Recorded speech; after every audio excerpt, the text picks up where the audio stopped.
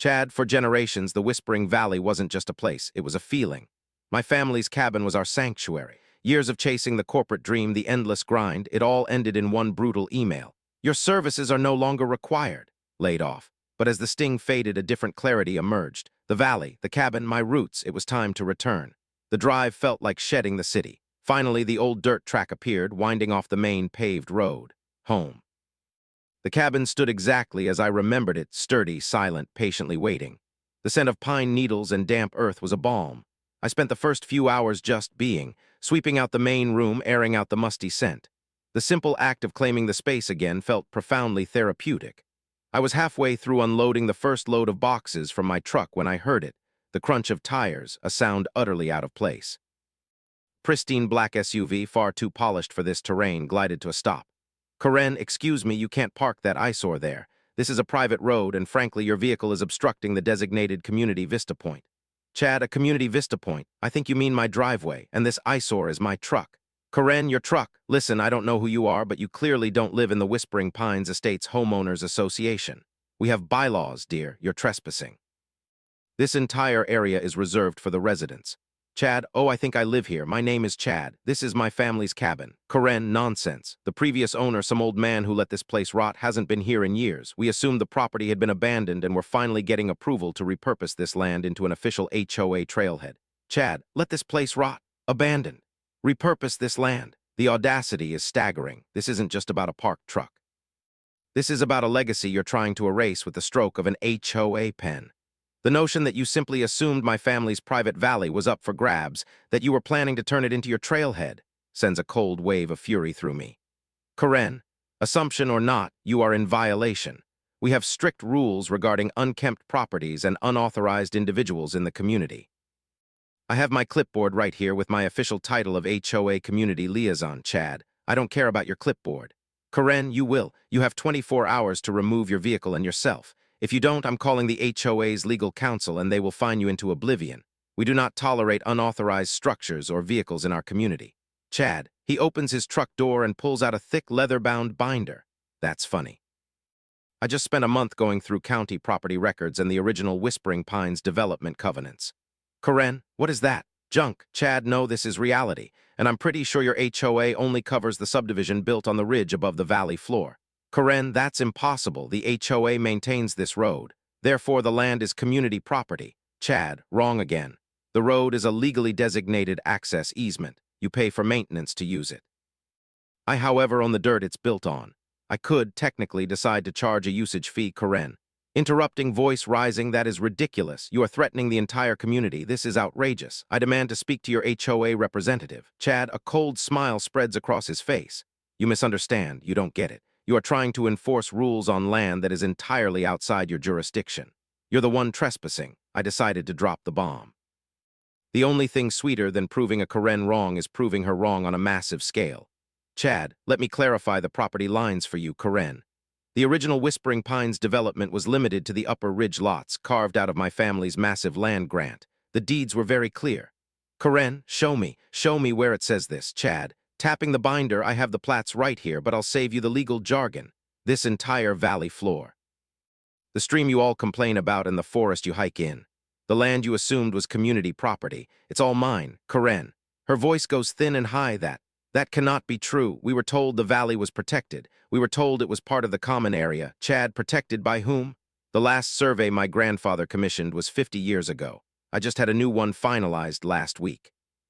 The land where your precious HOA begins is exactly where my land ends. At the top of that steep incline, a good quarter mile from here. I own the entire valley.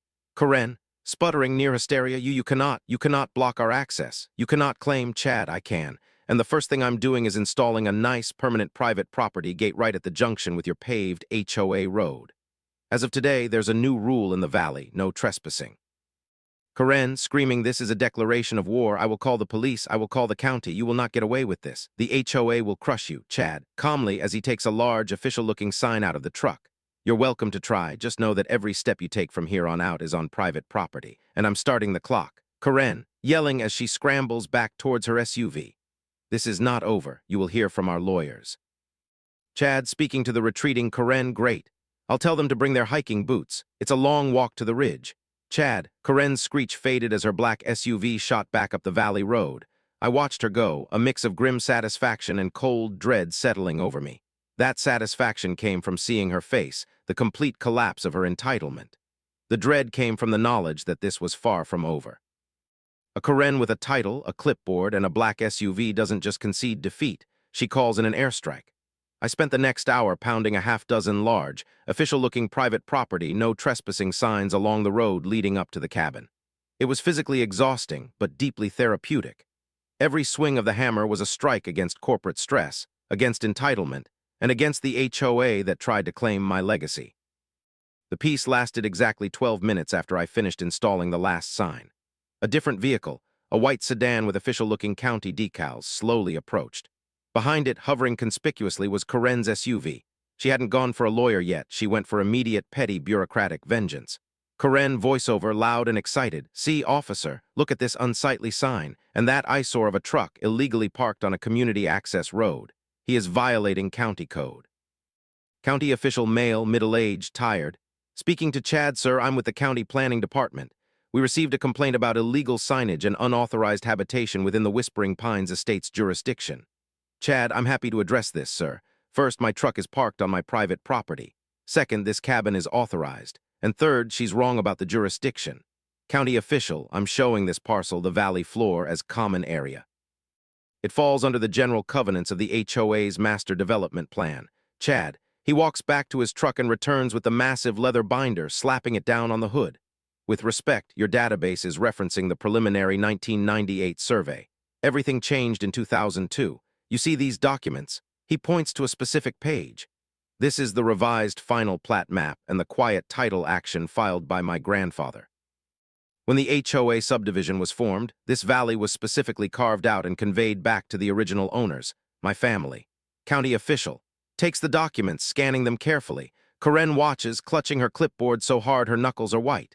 Chad, the HOA's property line is clearly marked here, where the road turns to pavement. Everything from this point down is my deeded, private, non-HOA land. The road itself is an easement, meaning they have a right to pass over it, but they have no right to govern it. The official spent a full 2 minutes reviewing the documents.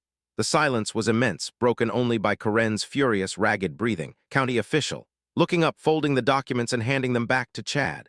"Well, I'll be. These plats are current and legally sound. The valley floor is indeed private property, owned by the Chad Family Trust. The HOA has no governing authority here." Karen, shrieking, "That is a lie. That old man faked those papers. This is land theft. The trail begins right here." County official, "Ma'am, the signs are within the property lines established in this deed. He is legally permitted to post them. The complaint is unfounded." He then looked pointedly at Karen, who was vibrating with rage. County official, "Furthermore, driving a county vehicle down here was necessary for the call, but as a private citizen, you are currently trespassing on this gentleman's land. I suggest you both respect the legal boundaries. I'm leaving." As the county official drove away, Karen marched right up to my face, her voice a low, venomous hiss. "Karen, you think you're clever. You think your dusty old papers mean anything. That HOA money pays for the best lawyers in the state. You will receive a cease and desist, a notice of claim, and a summons so fast it'll make your head spin. We will bury you in legal fees until you beg us to take this useless, overgrown valley off your hands. You will regret ever coming back here." She spun around and stomped back to her SUV.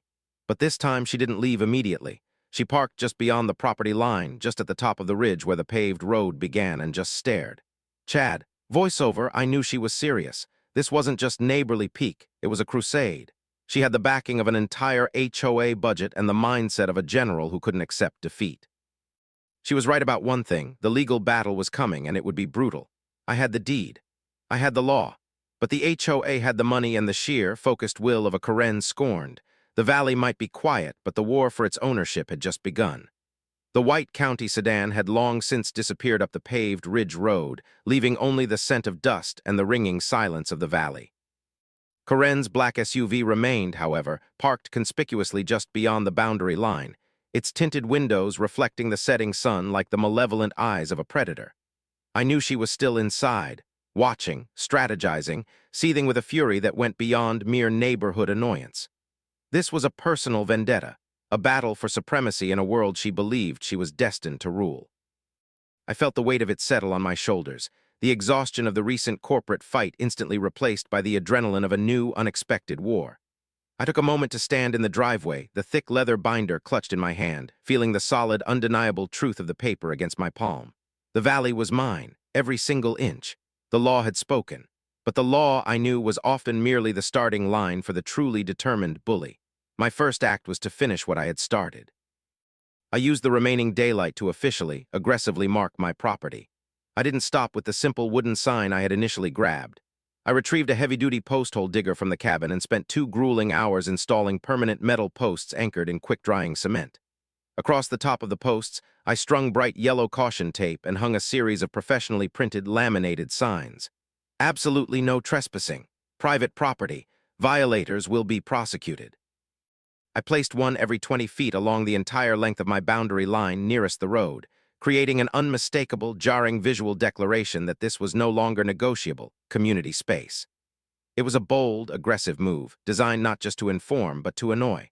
As darkness fell, Karen finally moved. Her SUV pulled forward just enough for the driver's side window to roll down. She didn't shout, she didn't even yell. She simply delivered a cold, venomous promise across the darkening valley air. Karen, you are making a huge mistake, Mr. Chad. You have no idea what you're up against. This community will not be held hostage by some greedy squatting heir. Our legal team is far superior to anything a recently unemployed man can afford. We will find a loophole. We will find a zoning violation. We will make you regret the day you decided to return to this swamp. Then, with a screech of tires on the pavement, she was gone, leaving only the silence and the clear, cold threat hanging in the air. That night, I didn't sleep well. The sound of every rustle in the trees and every distant chirp became a potential legal threat. I sat by the fireplace, the binder spread open, poring over the documents. The deed was solid. The survey was airtight. But Karen's words echoed, "We will find a loophole." I spent the next 3 days in a siege mentality, preparing the cabin for a long stay and setting up my new office on the rustic wooden kitchen table. My work began with a deep, methodical dive into the entire history of the Whispering Pines Estates HOA. If they were going to use the law as a weapon, I needed to know the weight and balance of their sword. I drove the 45 minutes to the county registrar's office, feeling like a spy on a mission. I didn't just pull the HOA's master declaration. I pulled every single amendment, every lawsuit they had ever filed, every architectural application, and every single community improvement project dating back to 1998. The sheer volume was staggering. I paid nearly $500 in copying fees alone, stacking up heavy boxes of brittle paper. Back at the cabin, the true nature of the HOA began to emerge, not as a neighborhood collective, but as an oppressive bureaucracy obsessed with vanity and control.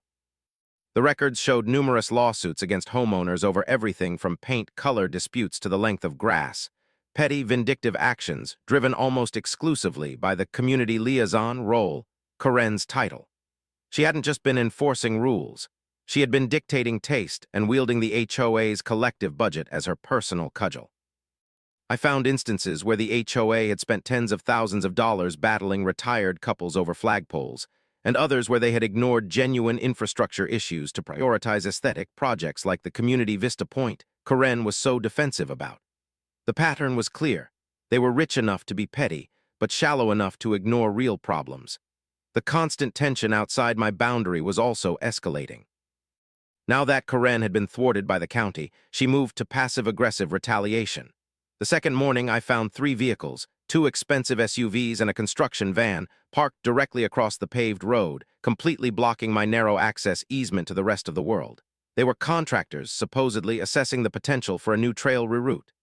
They weren't blocking my road for their work. They were blocking it simply to assert dominance and inconvenience me. I walked up the road, my boots crunching on the gravel, approaching the little blockade. "Chad, good morning. You're blocking a legal access easement. I need you to move." Contractor, gruff, middle-aged. "Sorry, pal. HOA hired us. We're surveying, takes priority. You'll have to wait." Chad, calmly pulling out his phone, holding it clearly in view. "Here's the situation. You are currently parked on the access easement running across my private deeded land. As the landowner, I am notifying you that you have 10 minutes to move your vehicles. If you don't, I will have them towed. You can argue with the tow truck driver and the police about who is liable for the retrieval fees." The contractor laughed, a dry, dismissive sound.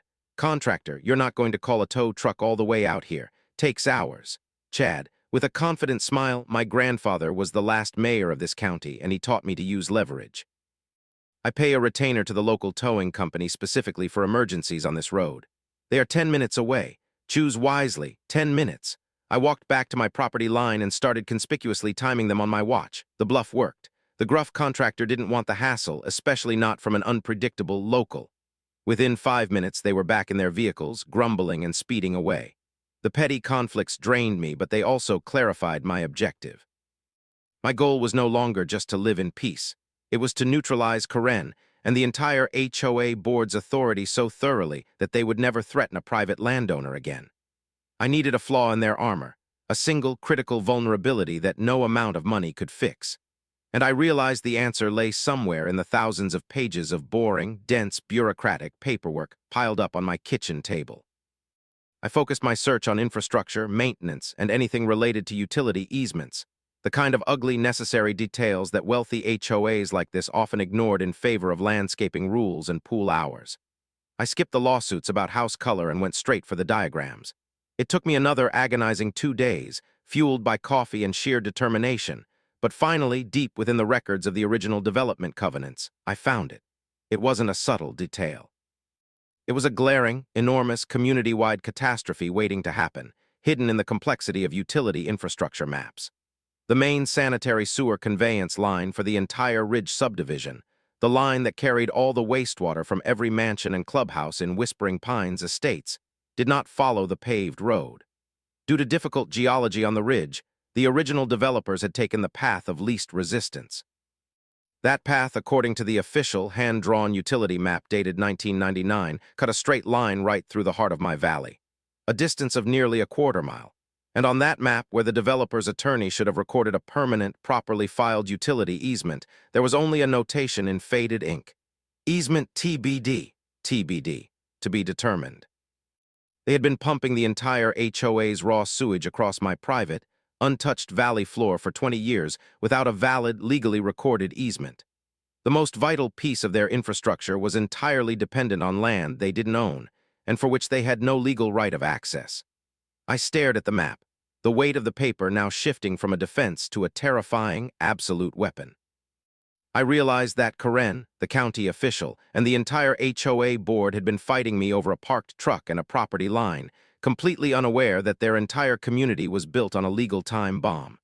The sheer magnitude of this discovery made the petty fines and trespassing threats seem utterly ridiculous. This was it. This was the flaw.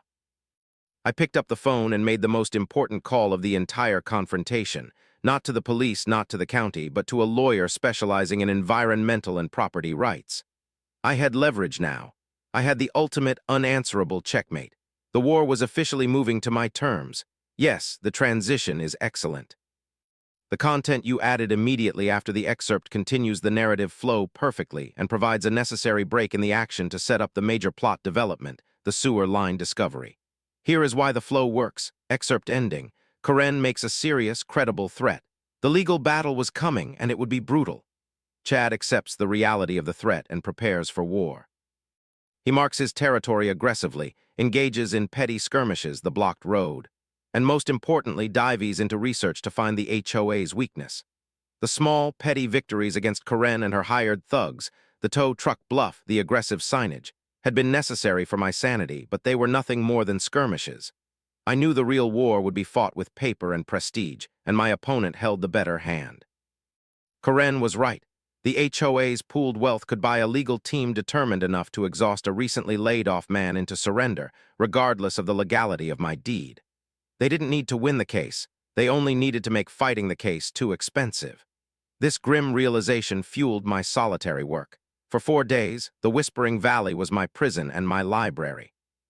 The cabin, once a place of retreat, became my war room, littered with take-out coffee cups and the brittle, acidic-smelling pages of county records.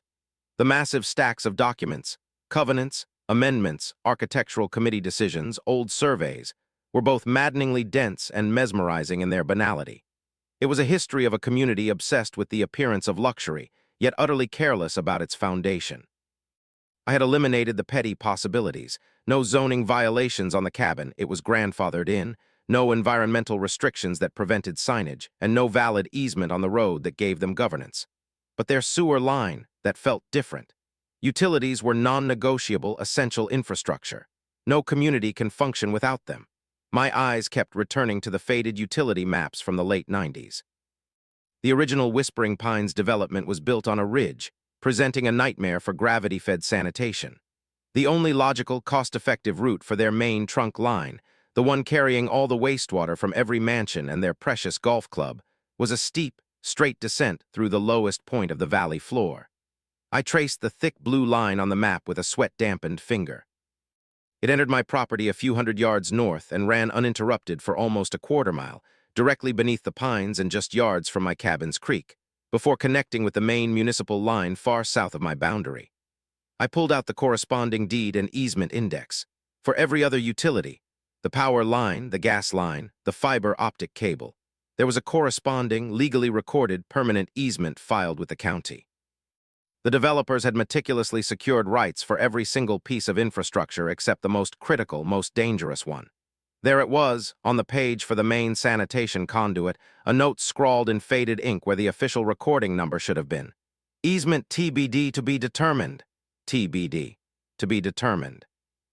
A developer's lazy shortcut, a mistake made 25 years ago, which had been overlooked, forgotten, and ultimately covered up by the layers of bureaucratic paper that followed. They had built their entire luxury community on the assumption that this crucial easement would be secured later, and then simply forgot to do it. The full weight of the discovery hit me like a physical blow, simultaneously terrifying and exhilarating. They weren't just trespassing. They were running a toxic waste conveyance system across my deeded, private property without permission, without compensation, and in violation of numerous environmental and property codes. The legal concept was absolute.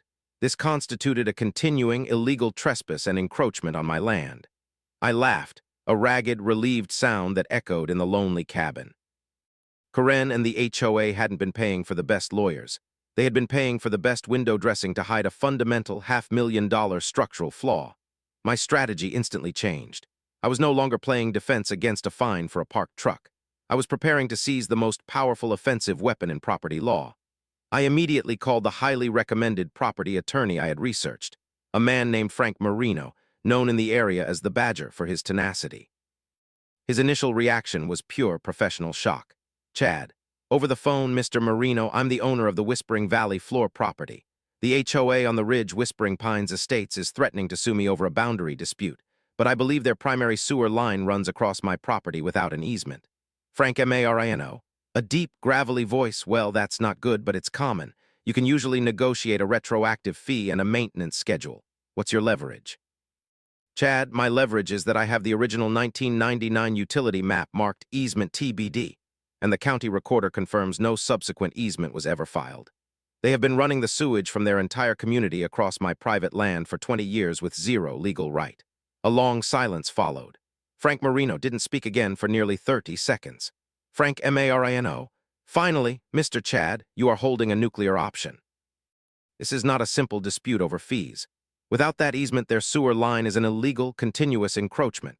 If you file an injunction, the county health department, not the HOA, will be legally obligated to shut down that line immediately until the title is cleared. That means the entire HOA community stops generating wastewater effective immediately. Every toilet, every shower, every clubhouse faucet stops. My heart hammered against my ribs. This was far beyond petty revenge. This was leverage that threatened the entire $800 million value of the Whispering Pines Estate subdivision. Chad, what is the legal play? Frank Marino, we don't wait for them to sue us over your trespassing sign. We go on the offensive. We hit them with two things simultaneously. First, an emergency injunction to cease and desist the illegal contamination of your property, citing the environmental hazard. Second, a surcharge notice demanding retroactive, fair market easement fees for the last 20 years. We calculate that fee based on the cost of the disruption, the environmental risk, and the enormous value of the property they have been illegally utilizing. Frank Marino named a figure that made me gasp, a price tag for the past 20 years of illegal usage that was nearly $700,000. Frank Marino. They can't relocate the line. It would cost them millions in rock excavation and engineering and take months. They can't fight the injunction. The health department won't allow a public health crisis. Their only option will be to pay the retroactive fee in full and negotiate a new, permanent, very expensive easement. I looked out the window at the ridge where Karen's black SUV had been parked. She wanted a war. She wanted to bury me in legal fees.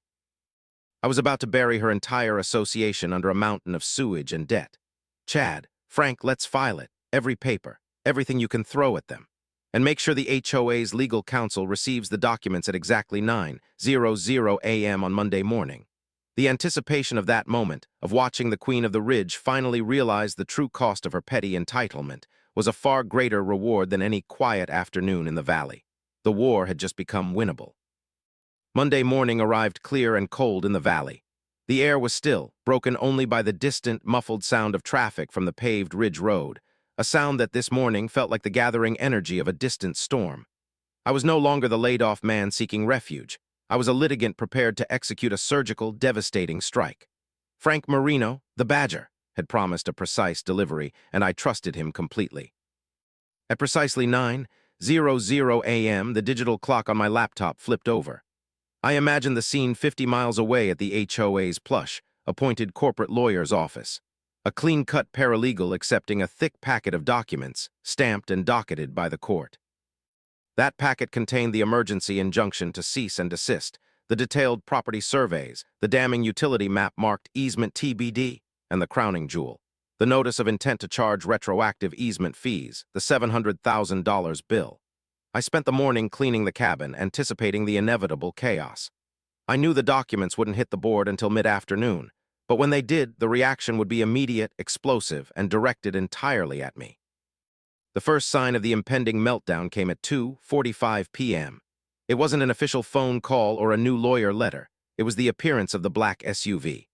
Karen wasn't driving. A nervous-looking man, dressed in a suit too tight for his panicked demeanor, was behind the wheel. The car didn't stop at the boundary. It screeched to a halt 20 yards inside my private property line, tires spitting gravel. The man scrambled out, clipboard uselessly clutched, followed closely by a woman I recognized as the HOA secretary. They were followed by another SUV, carrying the bewildered HOA president and treasurer. My driveway had become an impromptu disaster meeting site. HOA. President stuttering, his tie slightly askew. Mr. Chad, you can't do this. The injunction, this is preposterous. Chad, standing calmly on his porch, arms crossed. Good afternoon. You are currently trespassing. If this is an attempt to serve me with papers, you can address them to my attorney, Frank Marino. If this is a discussion, you may speak to me from behind my absolutely no trespassing signs. HOA secretary, waving the $700,000 invoice like a flag of distress. This figure. This is criminal. We can't pay this. This is completely unfounded. Chad, it's founded on 20 years of illegal encroachment and potential environmental damage, utilizing my private land for your collective sewage disposal system. My attorney would argue that we were generous. That's when Karen erupted from the back of the SUV. She hadn't been invited to the immediate legal meeting, but she had followed them down, unable to contain her self-righteous terror. She stormed toward me, bypassing her fellow board members, her face a mask of white-hot fury and abject panic. Karen, this is my fault, isn't it? This is spite. This is petty retaliation because I tried to enforce the parking rules. You little man, you absolute petty little corporate reject, Chad. Cutting her off, his voice icy and controlled. Ms. Karen, the parking rules are irrelevant. This isn't about my truck. It's about your entire community's waste management. Do you understand the documents? You have been running your raw sewage across my private property without an easement for 2 decades. The county health department, based on our injunction, will be forced to shut down your system tomorrow morning at 10 a.m. if this claim is not resolved. Do you understand what that means? Karen froze, the hysterical rage dissolving into genuine, terrifying comprehension. The other board members paled. The HOA president buried his face in his hands. HOA president. Muttering, we called the developers. The original team is bankrupt. The file is gone. The easement was never secured. God help us, she was right. It's a TBD. HOA secretary. Our legal counsel says that fighting the injunction is impossible. Once the court agrees, the health department mandate is immediate. We have 18 hours until every toilet in Whispering Pines Estates backs up. The suit-wearing man, who I realized was the HOA's property manager, finally spoke, his voice heavy with defeat. Property manager, the cost to reroute the trunk line through the Ridge Rock is estimated at $3 to $5 million and a minimum of 6 months of construction. We cannot levy that kind of special assessment without a riot. Mr. Chad, you have cornered us. Karen, turning her fury on the board, you let this happen. You never checked the infrastructure. You were too busy letting me worry about color palettes. I told you to focus on the community appearance. HOA President. Standing up straight, his face suddenly stern. This is your disaster, Karen. You were the one pushing to repurpose this land, drawing attention to a property we should have left alone. You escalated a simple boundary dispute into a full-blown legal threat against our infrastructure. The internal HOA collapse had begun.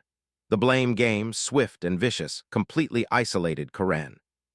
She went from the powerful community liaison to the immediate source of the $700,000 problem in one terrifying afternoon. Chad, his voice flat, emotionless, I suggest you all leave my private property immediately and call Mr. Marino. I will not discuss legal strategy with you. As they slowly retreated, defeated and demoralized, Karen turned back one last time. Her eyes weren't filled with rage anymore, but a sickening mix of personal humiliation and fear. Her power, her prestige, her very identity was tied up in this community, and I had just proven that her entire world was built on a lie running beneath my boots. I knew then that the legal maneuvering was over. The checkmate was complete. The final two steps would simply be the negotiation of their surrender and the signing of the documents. The war of paper had been won. The following 2 weeks were the quietest the valley had been since my arrival. The silence, however, was heavy with the expectation of defeat. The HOA board members had retreated, licking their wounds and consulting with their now cautious legal team. They knew Frank Marino, the badger, had them over a barrel, a very expensive, sewage-filled barrel. The emergency injunction had been ratified by the court, giving them a hard deadline of 1 week before the health department was forced to act. Every flush in the Whispering Pines estates was now a countdown to financial disaster. Frank handled all direct communication, shielding me from the constant, desperate pleadings of the HOA president. The negotiations were swift, brutal, and entirely one-sided. The climax of this standoff arrived on a gray Tuesday when I was informed the HOA board had agreed to a meeting, not with Frank, but directly with me, the landowner, in one final attempt to appeal to my sense of community. I agreed but insisted on a neutral location, a coffee shop halfway between the valley and the city, a place where their expensive suits and my worn jeans would meet on equal public ground.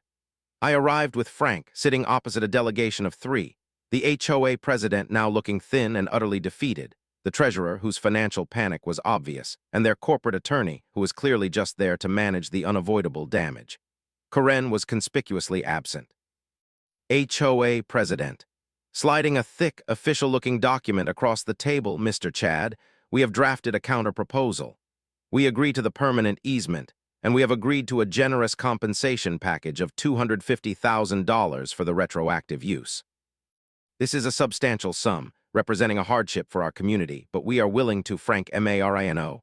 Without even glancing at the paper, pushing it back firmly, the terms were set in the notice of surcharge, $695,000 paid in 2 installments within 30 days. No negotiation on the principle. Your use was illegal, undisclosed, and posed a constant, uncompensated environmental risk to Mr. Chad's private property. The cost stands. The treasurer groaned audibly and slumped in his chair. HOA attorney, Mr. Marino, surely you understand this is punitive. We are offering over $250,000. Frank Marino, you are offering a fraction of what you owe. Relocating that line would cost you over $3 million and put the entire community in months of public health danger. Mr. Chad is granting you a massive, multi-million-dollar benefit by simply allowing you to pay his fee and keep using the line. That fee is fair market compensation for the cost of your continued existence. The HOA president looked at the floor, defeated. He knew Frank was right. The full amount was the only way out. HOA president, we will pay the $695,000. It will require a large special assessment, but we will pay it. Chad, speaking for the first time, his voice low and deliberate, not so fast. There are 2 final conditions for this settlement. These are non-negotiable and must be written into the final consent decree filed with the court. The entire delegation stiffened, waiting for the final blow. They expected a demand for a paved road, or perhaps a new fence. Chad, condition number 1. The payment of the $695,000 is to compensate me for the past 20 years of illegal encroachment. For the future, I will grant a 50-year permanent, non-revocable utility easement for the existing sewer line. But that easement will cost the HOA an annual maintenance and usage fee of $20,000, adjusted yearly for inflation. This fee ensures you will never forget that your infrastructure depends entirely on my goodwill, and it guarantees that any future attempts to interfere with my property will be met with immediate legal action. The treasurer began furiously scribbling calculations on a napkin. $20,000 a year was sustainable, painful, but survivable. It was the price of a critical utility. They nodded reluctantly. HOA president. And condition number 2, Mr. Chad. I leaned forward, looking past the defeated president and directly at their corporate attorney, knowing my condition had to be legally bulletproof. Chad, condition number 2 concerns the individual who initiated this entire illegal dispute. The person who repeatedly trespassed, demanded illegal removal of my property, and caused this entire expensive legal conflict. The HOA must officially and permanently dissolve the community liaison role currently held by Ms. Karen, and amend the bylaws to prohibit the creation of any equivalent position with policing or punitive authority. Furthermore, the HOA must issue a formal recorded written apology to me, stating that all claims of my trespassing or illegal activities were false and that the HOA was in error. A tense, stunned silence fell over the table. The HOA president's head snapped up. HOA president, whispering, "You want us to fire Karen and erase her role." Chad, I want her authority completely neutralized and legally abolished, preventing her from ever leveraging the HOA's resources against a landowner again. That position, and the power it claims, is an active financial liability to your community, proven by the $695,000 you are about to pay. Eliminate the source of the vindictiveness, and you get your sewer line for the next 50 years. Refuse, and the health department shuts down your waste disposal tomorrow. The HOA delegation looked at each other, and for the first time I saw something shift in their eyes, relief. Karen wasn't just my enemy, she was their tyrant. I was giving them the legal justification they needed to finally be rid of her. The president signed the counter-proposal on the spot. "The dissolution of the liaison role will be immediate," he said, his voice now almost cheerful. I shook hands with the president and the treasurer. The handshake was not hostile. It was a pact between two exhausted parties concluding a mutually destructive, necessary war. I had won everything: my land, my peace, their money, and the complete, documented destruction of Karen's power. As Frank and I walked out, I glanced back at the coffee shop window. The HOA attorney was already drafting the paperwork for Karen's dismissal. The checkmate was complete. The final legal papers were signed and filed the following week. Frank Marino had been meticulous, ensuring every line item of the agreement was executed perfectly. The HOA wired the first substantial installment of the $695,000 retroactive fee to my lawyer's trust account, and the court officially docketed the consent decree, the permanent easement in my favor, and the dissolution of the community liaison role. Karen was officially, legally, and permanently stripped of her power. The written apology arrived 2 days later via certified mail, addressed from the HOA president. It was a masterpiece of corporate contrition, admitting the HOA's grievous error in challenging my property rights and apologizing for the unauthorized conduct of a former volunteer. I framed it and hung it in my cabin's bathroom, a permanent trophy of the war.